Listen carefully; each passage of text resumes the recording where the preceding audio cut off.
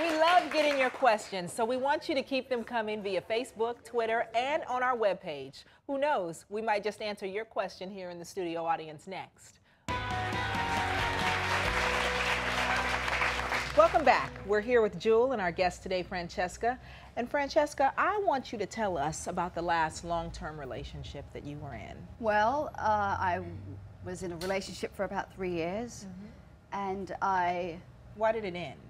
It ended because I became fearful again and distrustful, and I felt like, you know, I looked down on my watch and it was like tick-tock, tick-tock, tick-tock, and like time was moving, and if I didn't move out and get out, I would just be there for years, and I wanted to just make a clean break. And I got out. I packed my bags and I said, I'm going away on a really long journey and I'm off, goodbye. And it was really like that, and I did just walk out. You didn't tell him? No. So wait a minute.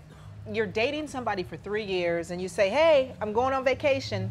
Let's pause. And then you don't come back. Yeah, because if you tell them you're leaving, you could die. You've heard of the situations where you get killed. What I heard you say was, I took what is related to a domestic violence situation, because that's what you're talking about, intimate partner violence, about that when you're making an exit, that's when it becomes the most dangerous for a victim of domestic violence. Do you see yourself as a victim? Well, I like to see myself rather the victor rather than the victim, because I know how you'd like to see yourself. Yeah. But I mean, behind that wall that's all stacked up, when it's just you, the part that feels the need to protect yourself, the part that has had to experience the men who have jumped on you over and over and over again, and you've made excuses not to be able to help yourself, do you feel like the victim? Maybe. I want to know who's in there. I don't feel like we've seen it yet or seen who you are. I'm seeing the wall. You're pretty good at the wall. Well, Very good. I know that if the wall came down, there would be this really great, fun, exciting personality with so much to give and so much to share. And I just feel often I could just hear myself talking really loudly, and I could actually physically see this wall around me. That's not what I see behind the wall. I see a scared, broken, fearful little girl. Uh-oh. Is it okay to be scared and small and broken for a minute? Only a minute. Let's give it a minute. Okay. I want to hear more about what you see. So if you weren't going to turn that around, we were going to sit with it for a minute. Okay. And if it had a voice, what would it say? The victim, the scared person, you mean? No. There's a difference between a scared, sad person and a victim. Those are two different things. So let's put the victim over here. Okay. It's okay to be scared and sad for a moment. All right.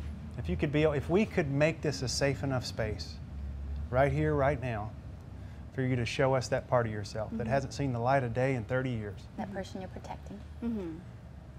What would she say? Let's invite her to the party. Just reach out and give me a hand and pull me up. That's what I say. Help me. Yeah, that would be nice, because I'd like to see what's behind this. If you walk out of here today and nothing changes, what's the rest of the road look like for you?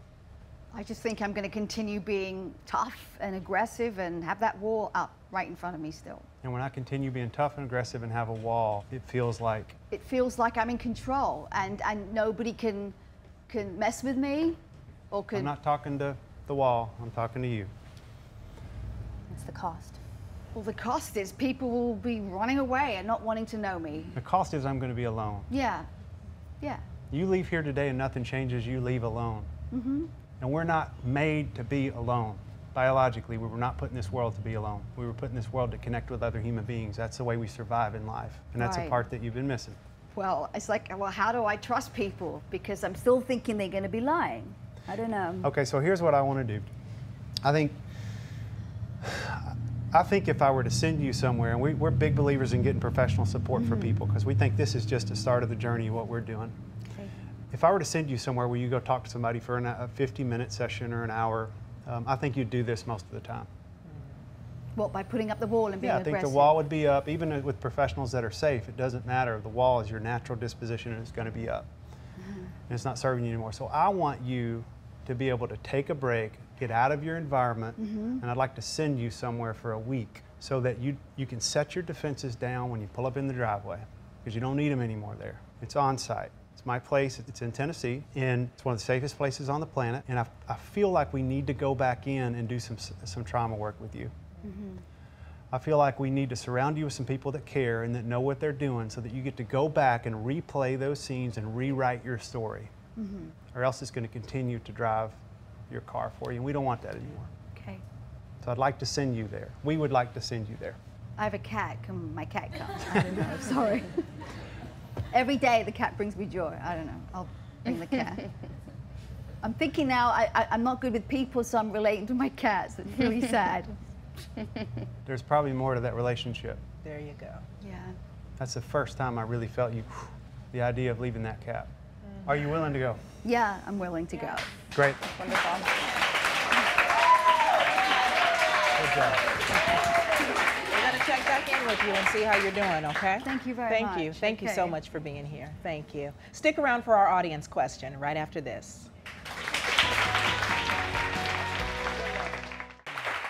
We love getting your questions, so we want you to keep them coming via Facebook, Twitter, and on our webpage. Who knows, we might just answer your question here in the studio audience next.